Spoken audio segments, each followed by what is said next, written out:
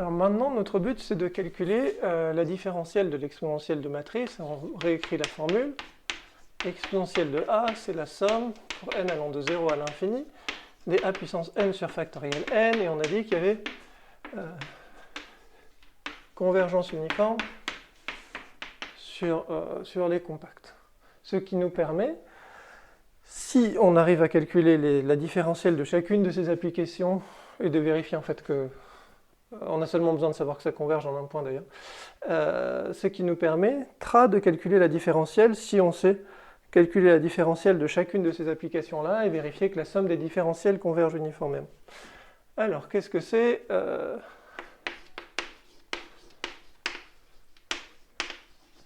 différentielle de a donne a puissance n. Bon, le terme 1 sur factoriel n, je le réintégrerai plus tard. Bon, pour n égale 0, il n'y a pas grand-chose à dire de toute façon, c'est a donne identité. Bon, le différentiel c'est 0, c'est une application constante. Donc je vais écrire ça pour n plus grand que 1. Ben, comment on fait pour calculer ça? On revient à la définition d'une différentielle et on écrit ce que vaut a plus m à la puissance n. Et on essaye de trouver le terme d'ordre 1 en m. Ben, si je développe a plus m à la puissance n, qu'est-ce qui se passe? J'ai un terme en a à la puissance n. Quand je fais mon produit, je développe avec seulement des a. Puis les termes où il y a une seule fois du m, c'est ben, je fais mon m apparaît en dernier, ou mon m apparaît en avant-dernier, ou finalement mon m apparaît en premier. Donc ça c'est une somme de n termes, où m apparaît une seule fois, et les autres termes, ce sont des termes dans le produit où j'ai fait apparaître m au moins 2 fois, et du coup a au plus n moins 2 fois. Donc finalement, quand on écrit ce produit-là, on se retrouve, quand on calcule sa norme, on la majore par la norme de... donc ça c'est un produit, je n'ai pas envie d'écrire la formule du produit, mais le produit c'est avec au moins 2m, et, bon, et du coup n-2 fois a, bon, et bon, le nombre qu'il faut de a, donc majoré, disons sur une boule de centre 0 et de rayon R, si je suppose que A est dans une boule de centre 0 et de rayon R, par la norme de A à la puissance quelque chose, n-k, fois la norme de M. Donc si mon produit il a km, ce qui apparaît c'est la norme de M à la puissance k. M il est proche de 0, je peux tout à fait supposer que M est de norme plus petite que 1, je suis en train de le faire tendre vers 0. Donc ça c'est majoré par grand R à la puissance donc n moins... on peut même mettre grand R à la puissance n, ici n et tout est fixé, fois, je suppose que R est plus grand que 1, je suis en train de travailler sur une boule de centre 0 et de rayon R. Cette boule, je veux la faire grandir, donc je peux tout à fait supposer que R est plus grand que 1. Et du coup, ici, c'est majoré par grand R fois la norme de M au carré. Et bon, si vous voulez, ce serait plutôt n-2 pour que ça soit joli. Donc là, je me rends compte que je suis allé beaucoup trop vite. Donc on refait le calcul. Je veux calculer la différentielle de cette application-là.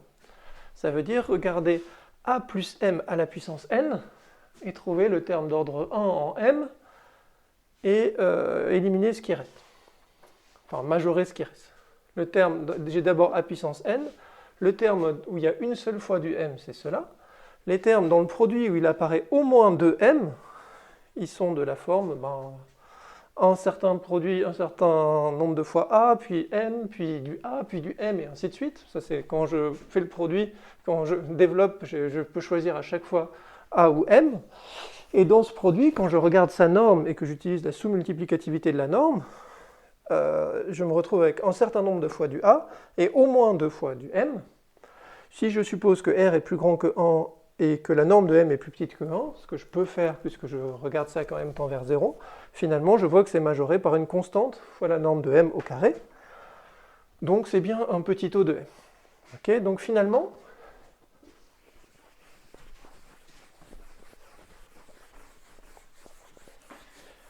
ce qu'on obtient, c'est que la différentielle en A de l'application, je ne sais plus ce que j'avais utilisé comme, il faudrait que je donne un nom à cette application, je ne sais pas, phi indice n.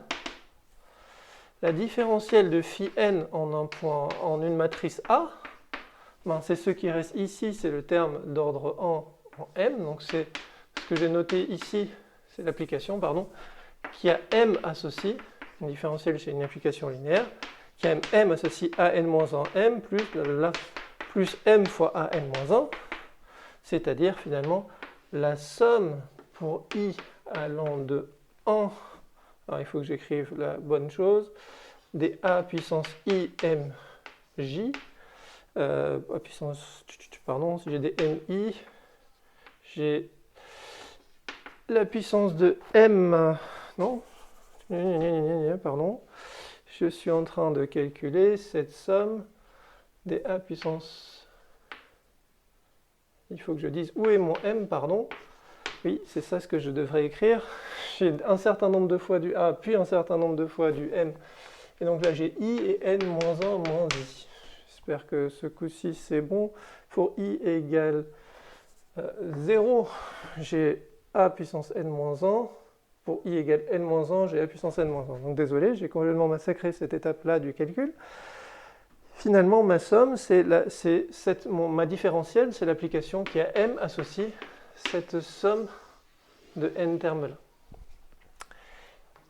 Ok, donc je vais réécrire ici.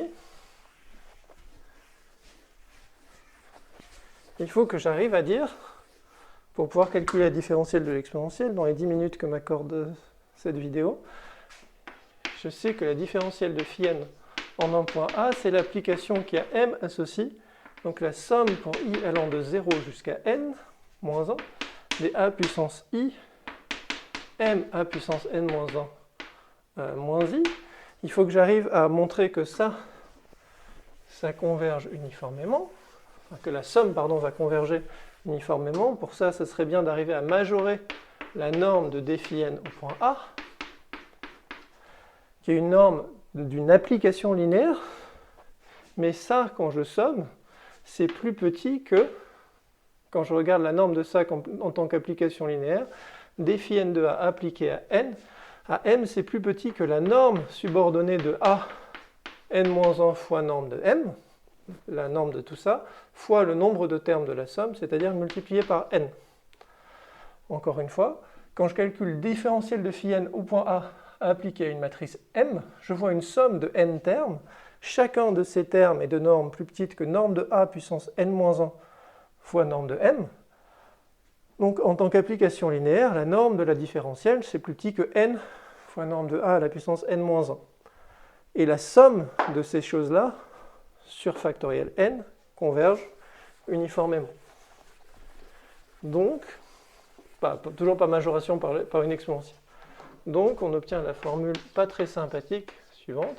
La différentielle de l'exponentielle en A, c'est la somme pour n allant de 0 jusqu'à l'infini, ou c'est l'application, si je l'applique à une matrice, c'est la somme pour n allant de 0 à l'infini de ces applications linéaires. Donc il y a le 1 sur n factoriel qui contribue, parce que ça converge bien uniformément, fois la somme pour i allant de 0 jusqu'à n-1, des ai m à puissance n-1 moins i. Et maintenant, si je devais calculer une différentielle de ça une deuxième fois, du point de vue théorique, on peut faire la même chose. Hein. J'ai une somme infinie d'applications de mn de r vers mn de... j'ai une somme infinie d'applications linéaires, et il faudrait que je remontre que la somme des dérivées successives converge et que je continue. Ça va être assez pénible. Donc même le caractère C2 risque de mobiliser plus de travail.